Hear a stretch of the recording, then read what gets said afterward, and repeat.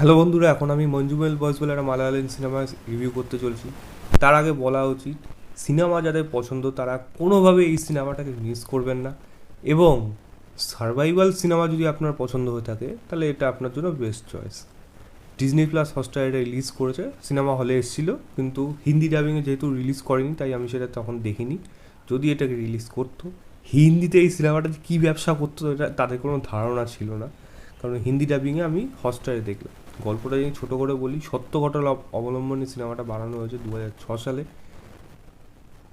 মানে মাঞ্জুল জায়গা বলে একটা কেরালার জায়গা আছে, সেখানে বেশ কিছু মানে ছেলেদের একটা গ্রুপ আছে, তারা একটা ট্যুর তারা প্ল্যান করছে, গোয়া যাবে, বাট আনফর্চুনেটলি সেটা হচ্ছে না, তারা যাচ্ছে কোডাইকানাল। এবার সেখানে যাওয়ার পর তারা একটা কেভের মধ্যে, ঠিক বেসিক্যালি সেখানে একটা ভালো কেভ আছে এবং সেখানে কামাল হাসানের সিনেমার শুটিং হয়েছিল। এবং সেই কেভটার মধ্যে একটা এমন জায়গা রয়েছে যেটা রেস্ট্রিক্টেড হয়ে গেছে, সেখানে তারা হুট করে চলে যায়, যেহেতু তারা ইয়ং ছেলে। এবং সেখানে গিয়ে কেভের মধ্যে একটা গর্তের মধ্যে তাদের এক বন্ধু পড়ে যায়। এবং সেই গর্তটা এতটাই বড় যেটা একটা প্রায় একটা পাহাড়ের সমান হতে পারে। কারণ সেটা শেষ কোথায় আছে সেটা আজ অবধি কেউ জানে না। এবং যারা যারা ওখানে পড়ে গেছে কেউই ফিরে আসতে পারেনি, তার বডিও পাওয়া যায়নি, কিছুই পাওয়া যায়নি। ব্রিটিশরা তাকে ডেভিলস কিচেন বলে নাম দিয়েছে। তো এবার এই বন্ধুরা কী করবে তার বন্ধুকে বাঁচানোর জন্য, এবং সেখান থেকে কি আলটিমেটলি তার বন্ধুকে বার করা যাবে? তার মধ্যে ওয়েদারের কন্ডিশনও সেখানে খুব খারাপ। তা আমি পরিষ্কার কথা বলবো, যারা সার্ভাইভাল সিনেমা পছন্দ করেন, এই সিনেমাটা আপনার জন্য জাস্ট পারফেক্ট হয়ে যাবে। হটস্টারে গিয়ে দেখুন, হিন্দিতে অ্যাভেলেবেল আছে, ডাবিং বেশ ভালো। তো না হলে তো মালায়ালামে যদি দেখার ইচ্ছা হয় তাহলে তো সব থেকে বেস্ট এক্সপিরিয়েন্স পাবেন, সেটা দেখতে পারেন। এই সিনেমার জন্য আমার কাছে ম্যাক্সিমাম সবই পজিটিভ দিক আছে, আমার কাছে নেগেটিভ দিক বলে না অ্যাজ কিছু নেই। কারণ সিনেমার শুরুর থেকে শেষ অবধি পুরোটা আমি লিটারেলি এনজয় করেছি। শুরুর দিকটা এমন একটা জিনিস আছে, সেটা আমি পরে বলছি। ফার্স্ট পজিটিভ দিক হলো এখানে রাইটিং। আর রাইটিংয়ের ছোটো ছোটো জায়গা হলো ইমোশন, ফ্রেন্ডশিপ, বন্ডিং, কারেজ, এই জিনিসগুলো না প্রত্যেকটা জায়গায় উঠে এসছে। মানে তাদের যে এই গ্রুপটা, তারা একটা বিয়ে বাড়িতে যাচ্ছে, শুরুর দিকে দেখাচ্ছে সেখানে তাদের মধ্যে ঝামেলা, তাদের মধ্যে বাচ্চাদের মতো খেলা, দড়ি টানাটানি খেলা, সেইটার থেকে তাদের কী রেফারেন্স জীবনে আগামী পরবর্তী সময় আসছে, এইগুলোকে যেরকম ডিসক্রাইব করেছে এই রাইটিংয়ের মধ্যে দিয়ে, জাস্ট ভাবনার বাইরে। যেই ছেলেটা পড়ে যাচ্ছে তার যে মানসিক পরিস্থিতি, সে কি হ্যালুসিনেট করছে, সে কি দেখছে ওই পড়ে যাওয়ার পর, মানে সেইগুলো কীভাবে সম্ভব, মানে এই কম বাজেটে এইরকমভাবে সেগুলোকে লিখে সেইগুলোকে আবার প্রেজেন্ট করা। মানে তার প্রথম কথা ভাবনা, সত্যি ঘটনা ঠিক আছে, কিন্তু সেটার মধ্যে তো তাকে তো কিছু ভাবনা মানে কন্ট্রিবিউট তো করতে হয়েছে রাইটারকে। তো সেই জিনিসগুলোকে এত কনভিন্সিং লেখা, অডিয়েন্সকে সেটা বিলিভ করানো, সেটা সত্যি হ্যাটস অফ করা উচিত এখানে। প্রথম কথা, রাইটিং এখানে বেশ ভালো। দ্বিতীয় জিনিস হলো টেকনিক্যাল ডিপার্টমেন্ট। যেরকম এখানে সাউন্ডের কাজ হয়েছে, সেইগুলো ফাটাফাটি, ওই পড়ছে ধূপ একটা একটা জায়গার থেকে আরেকটা ধাক্কা ধাক্কা লেগে লেগে লেগে পড়ছে, ওইটাকে যেইভাবে দেখানো হোক, ওইটা রেফারেন্সটা যেভাবে টানা হোক, তার সাথে যে ছোটোবেলায় ফিরে যাচ্ছে, জলে ঝাঁপ দিল না প্রথমে, সব বন্ধুরা ঝাঁপ দিল কিন্তু ওই ছেলেটাই ঝাঁপ দিল না। বেসিক্যালি যে পড়ে গেছে সে হলো আপনার এই ক্যারেক্টারটার নাম বশি বলে, না ভীষ্ম পর্বে ছিল ওই মামুতির সাথে। তো ওই ওই ছেলেটা যে জলের মধ্যে ঝাঁপ দিল ছোটোবেলা দেখালো, সেখান থেকে ওখানে খাদে মানে ওই গুহার মধ্যে পড়ে যাচ্ছে, ওই খাতটার মধ্যে। সেটাকে যেরকমভাবে দেখানো, সেখানে যেরকমভাবে সাউন্ডের কাজ হোক, জাস্ট নেক্সট লেভেলে চলে যাবে। এবং সঙ্গে এখানে হলো এই গুহাটাকে দেখানো, সিনেমাটোগ্রাফির কাজ হোক, মানে কীভাবে তারা দেখিয়েছে, মানে এই বাজেটের মধ্যে কীভাবে সম্ভব সেই তাকে ওই যে উদ্ধার করা, সে উদ্ধার করাটা হোক, মানে প্রত্যেকটা জায়গা মানে সিটি মার, হাততালি মার, গুজ বাম্পস, চোখে জল চলে আসবে, এই জিনিসগুলো প্রত্যেকবার ফিরে এসছে কাজটার মধ্যে।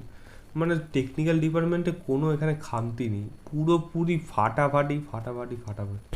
এই সিনেমাটা জাস্ট সিনেমা হলের জন্য, ওটিটিতে দেখার জন্য আমি আমি এই অ্যাটলিস্ট মনে করি না এটা কেন হিন্দিতে রিলিজ করলো না, কি ভুল করলো তারা এই সিনেমাটাকে হিন্দিতে রিলিজ না করে।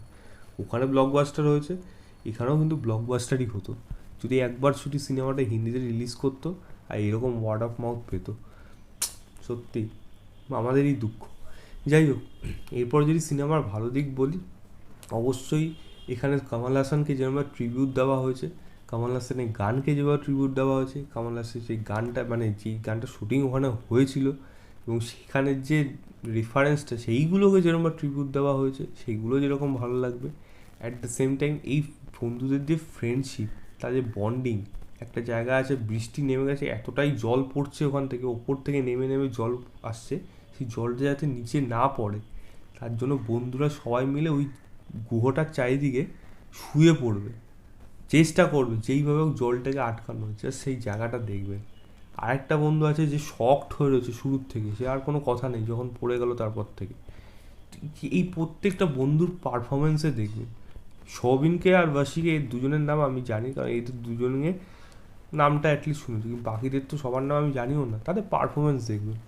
একটা বন্ধু আছে তাদের সাথে শুরুতে দেখাচ্ছে বিয়ে বাড়িতে দেখা হচ্ছে অনেক দিন পর, তার গাড়ি ভাড়া করে, মানে সেই গাড়িটা চালাচ্ছে, সে আসছে এখানে।